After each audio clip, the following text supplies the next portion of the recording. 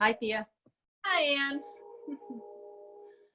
So today we are going to talk about resilience.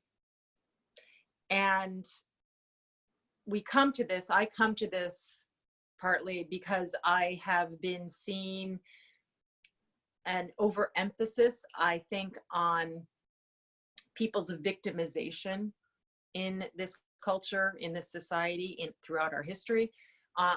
Too much emphasis, in my opinion, on victimhood and identifying with our victimhood rather than identifying with our strengths and our empowerment.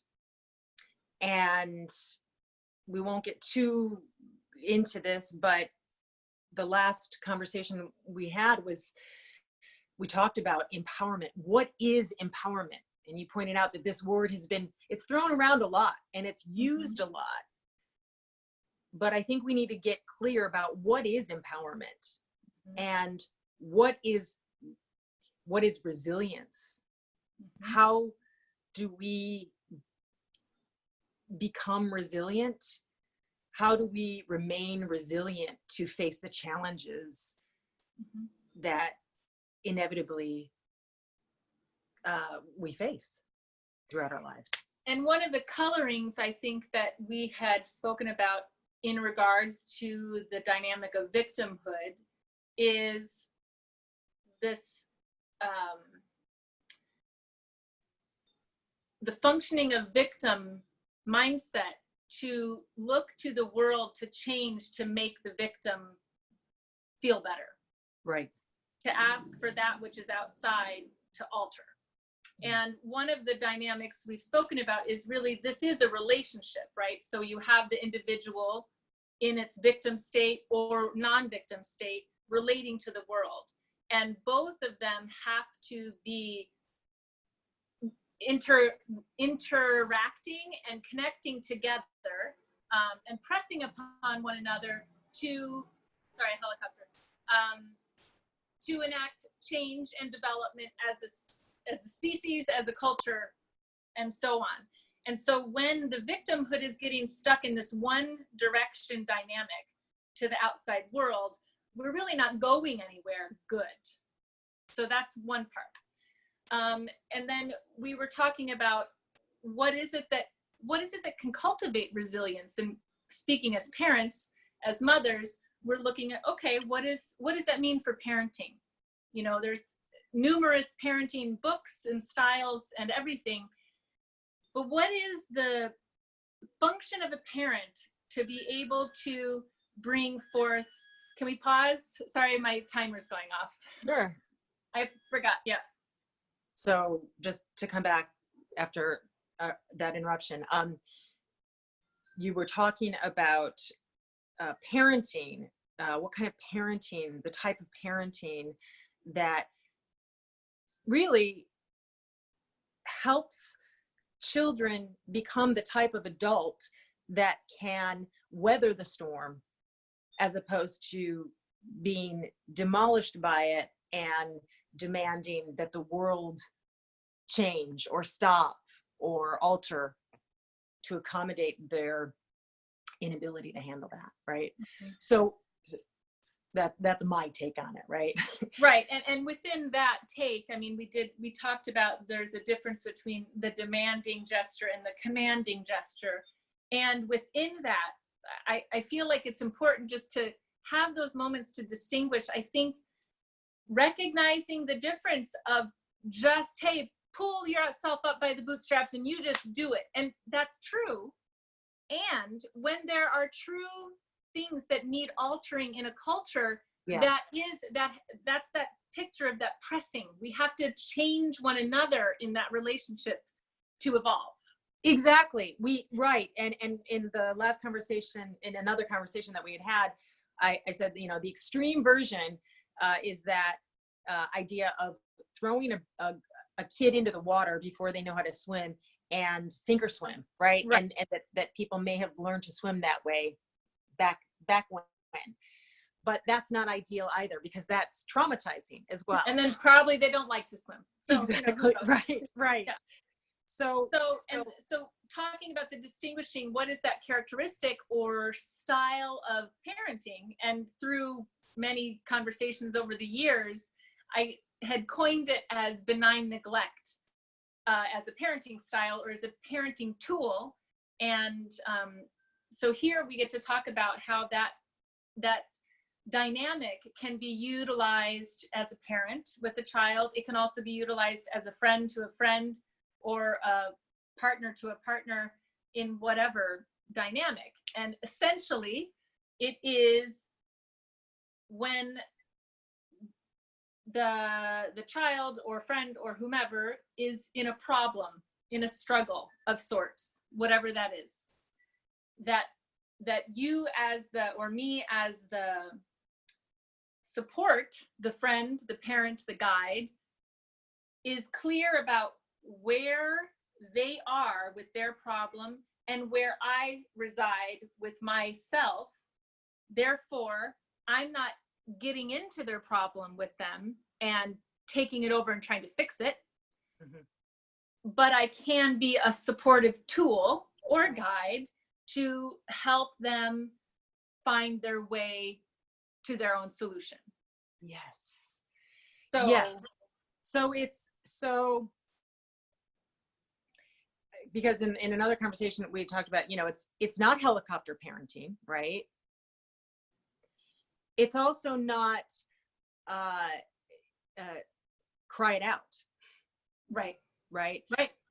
It is allowing the child the space to struggle and prove something to him or herself, really, is what it is. And you had identified this in another conversation. It's also letting that child or partner or friend know that you've got the utmost faith in them to be able to do it. Yeah. And so much faith that you don't have to fix it for them or do it for them or make it easier. And one of the examples we had touched on was in a very basic way that most parents understand. And I think it's interesting when we were talking about the knowingness before. I don't know any parent that I've never seen any parent interfere with the baby who is struggling desperately to get up on their hands and knees to crawl. We instinctively know somewhere deep inside of us that the only way that baby is going to move forward is if we allow them to do it themselves, no matter how much they're crying and frustrating, and you can see it in their face, right? We all allow our kids to do that. The key, I think, is to continue doing that throughout their lives and to do that with anyone else. But it doesn't mean, I mean, if, if danger is coming and the kid's right in the midst of learning how to crawl, we're not going to just let them do that and come to harm, right? So there's a balance. There's a balance, and that muscle has to be exercised so that we can tune into what that is, that dynamic of healthy struggle as opposed to endangering pain. So for ourselves as parents to our children, and for ourselves as individuals experiencing pain, I mean, it's such a layered web of becoming and identifying reality as such, in terms of what happens in that moment if I as a parent take my child out of that moment of struggle, when it was good, healthy struggle. I have robbed them of their own experience of proving something to themselves. I have also robbed myself as the parent of allowing that growth that occurs for our children as to become more individual, separate from the parent. If I take that child up before it's time, I didn't quite hit that well, but I know where you were getting at. Just to um, because the parent, it's an, you know, we're dancing with our kids, especially those first 18 or so years. And if we don't allow them to do that in front of us, then we're also robbing ourselves of that knowledge that our kids are actually going to be okay. Right. Right. So go ahead. Sorry. And I mean, and then, that can, I kind of lost where I was going, but it can get so hijacked for so many reasons. Mm-hmm.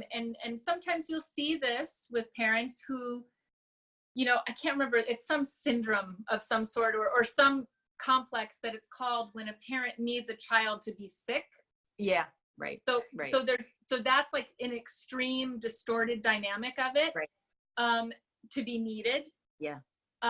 There is, and then as you're talking about a child learning how to press up into hands and knees, I don't know what's on the market these days, but I do know that there are things provided for babies to sit up before they're ready to sit up. There are things provided for babies to stand before they're ready to stand. Or to walk. To walk. Right? Yeah. So we have these things that are in our broad culture that are pushing us away from the intrinsic instinctual and intuitive parenting that we have with our children. Right. It's shortchanging everybody. Yeah. Right. And so again, so what those things are doing, and we can map that back to pregnancy. I mean, it's like everywhere, that it's pulling us away from exercising that muscle of instinct and the other side of that, intuition, those two sides of knowing beyond the factual seeing. Beyond the parenting book that tells you, in this situation, allow your child to learn to climb the tree, but don't make sure the tree isn't so high, or something like that. We have to get past that. We have to instinctively know, and that comes from the beginning, and practicing this from the beginning when the risks are very low. Yes. Right? So when it's just learning to roll over, learning to grasp, it's to allow the child the full capacity and range to go through their struggle and overcome that step by step by step. Yes, because that muscle grows continuously. You could, and this would be another conversation, but I even think, fever, right? Or all of the other things that our body does, right? It's like, or pain, there's the pain relievers, our obsession with pain relief on every level. Yeah. Our obsession with not allowing people to be depressed for very normal reasons, like grief. I remember when our folks died, and people offering to prescribe medication to minimize our grief, right? Yeah. No, we have to grieve and move through that in order to come out the other side. And anyway, sorry.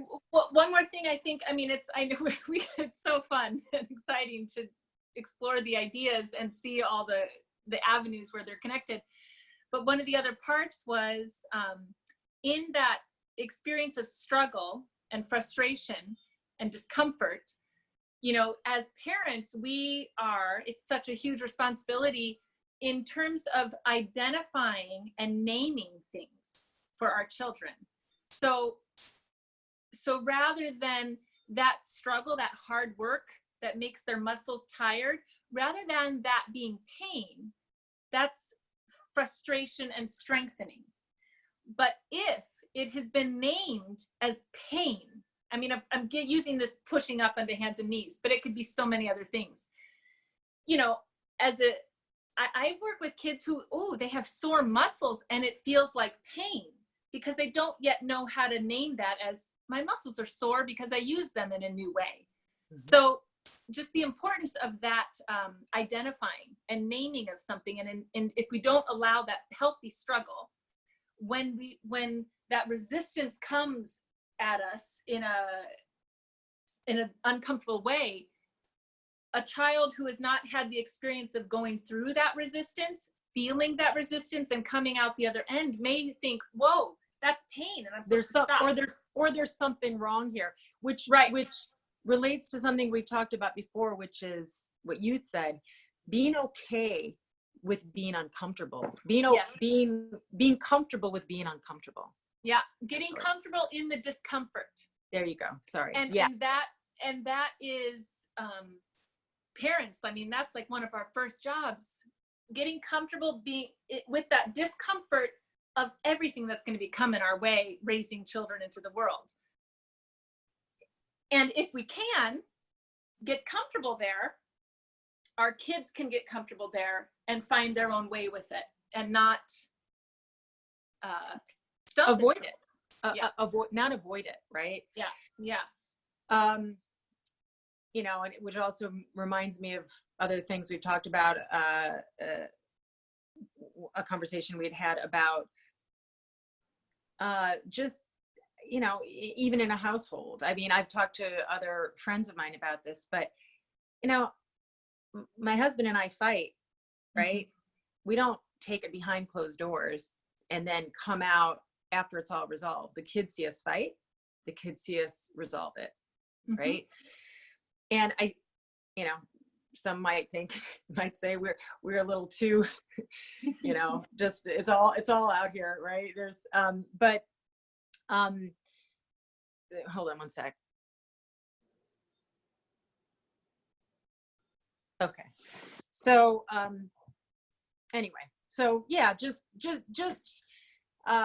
in regards life's problems, right? Obviously everything has to be developmentally appropriate. I'm not going to introduce my kids to worldly problems that are not impacting them right now, that they're not ready, I feel, to handle yet.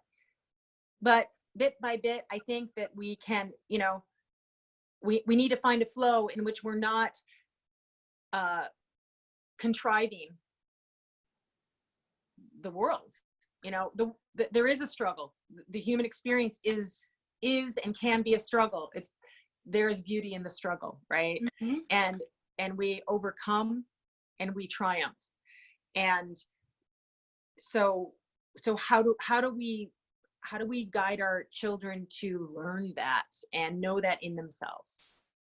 Well, one of the things you had said in our conversation another time was really the task of the parent is to allow for the safe creation of a practice world for the child. And I would tie that even into our last conversation we shared about games. That's what games do, right? They're a practice world for meeting challenges and all these different dynamics, social dynamics and such. And as parents, if we can allow for that practice world, the struggle can happen, the conflicts can happen, and when there's need for intervention, we're there. But the need is so much less frequent than we think. And let me interrupt something, because it makes me realize something that's worth saying.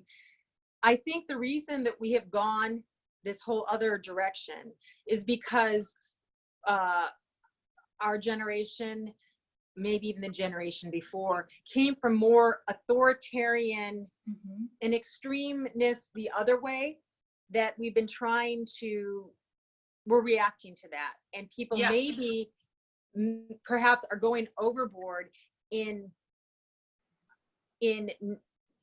sparing children any pain, any mm-hmm. struggle, right? Mm-hmm. Mm-hmm. Which also goes into this whole idea of giving your kids boundaries and guidelines too, right? Yes.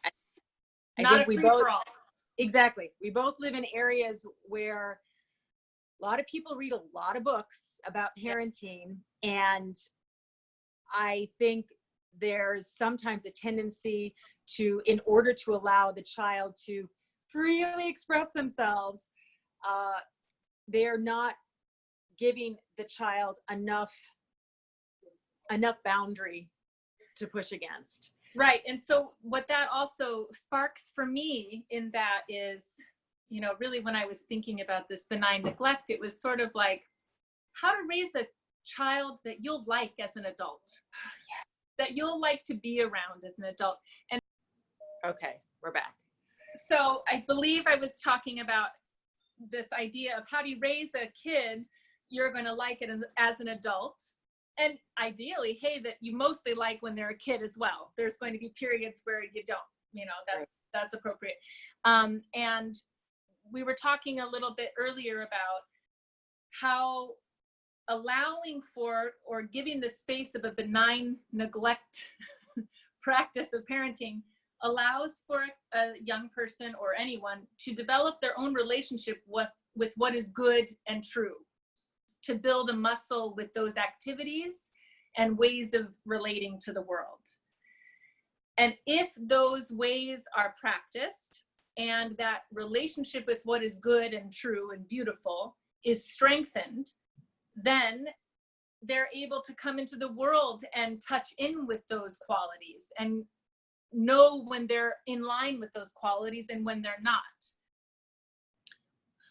Without it, someone else telling them. Right. So that goes to this idea of approval, external approvals or not. So you also made a comment about Orson Scott Card saying that an author saying you're not really truly an adult until you stop worrying about what other people think of you. Right. And I qualified this when we talked about it before, that of course it makes sense to regard and check in with those you love and respect, or those you respect, really, because we all need to be checked sometimes. Yeah. And we all need the feedback from the outside world to have some perspective on ourselves, some objective perspective. Right.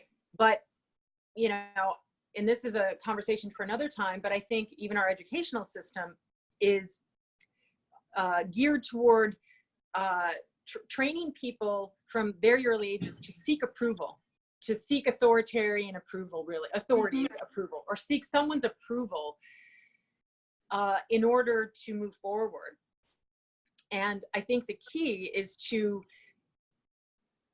raise people who have, as the word you've used is compass, who have a compass, a keen compass that over time allows them to sense when they are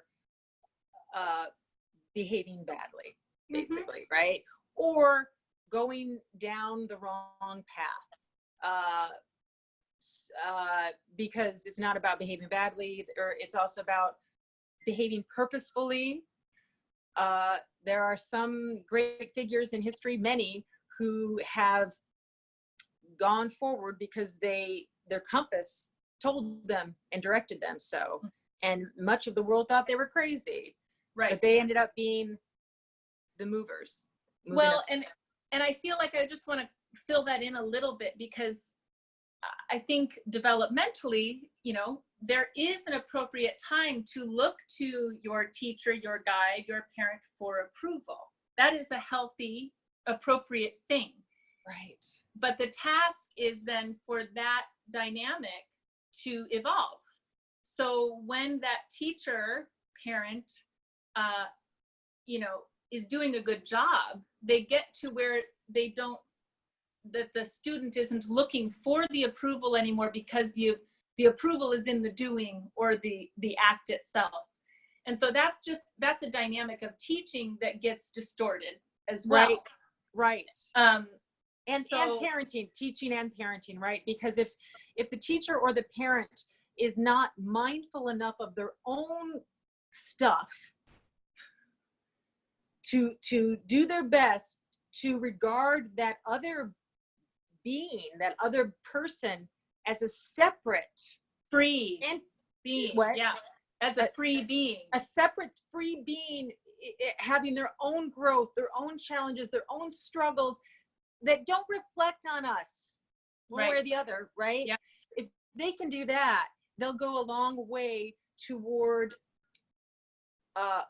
healthily giving their approval or disapproval when the child needs it. Yeah. Right.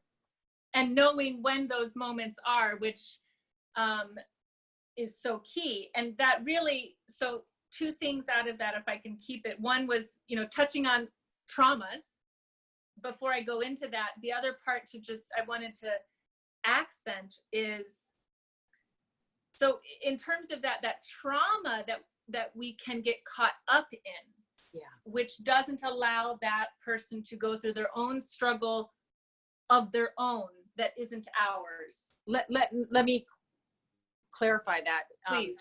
Is it what we had talked about in another conversation was that it is often our own traumas as parents that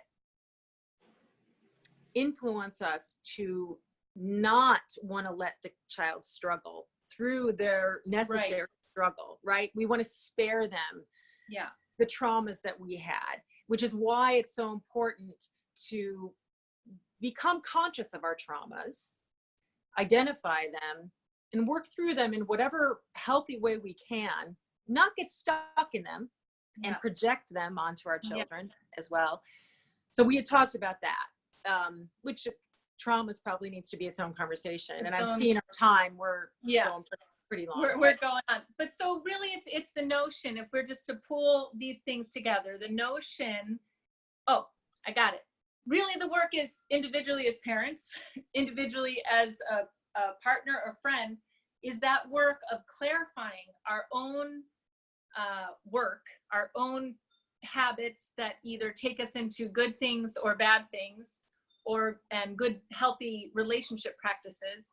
And the more we do that individually, the more that simply translates into how we are going to allow another human being to develop freely. If we are working on freeing ourselves from whatever is externally pressing in upon us in terms of teachers, approval, judgments, headaches, body aches, emotional aches. If we can face those step by step every day and move through them and prove to ourselves that we're all okay, we're all going to be okay, just keep moving forward, right? We are powerful beings. We can handle a lot. We can do that and be mindful of it for ourselves. That helps us to be more mindful of it for our children. It helps us to be more mindful of it for our friends, for our partners, and for all the members of society around us, right? To be compassionate and respectful, but to have such faith in each other that we are capable of overcoming and becoming resilient, right? And becoming resilient. Yes. And so maybe in another one, we may flesh out like more material examples of that, with, beyond the crawling. We had touched taking on it into stages of development and even relationship dynamics or struggles that can come up. That would be really good fun. And good work for all of us. Good work for everybody. All right. Thank you, Anne. Thank you, Fee. All right. See you next time. Bye.